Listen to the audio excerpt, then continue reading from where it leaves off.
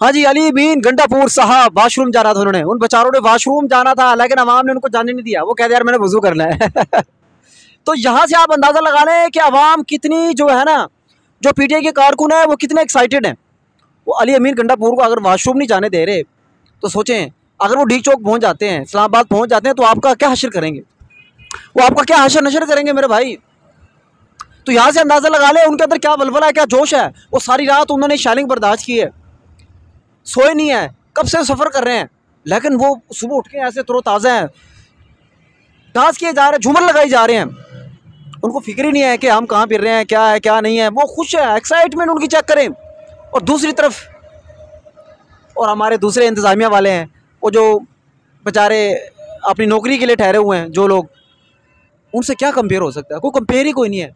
तो यहाँ से मेरे भाई अंदाज़ा लगा लें वो जो पहुँचने वाले और जो पहुँचेंगे, जो उनका हाल है। और वो खान साहब की रिहाई के बगैर उन्हें वापस नहीं जाना। वो कह रहे हैं कि हमने खान साहब को लेकर ही जाना है।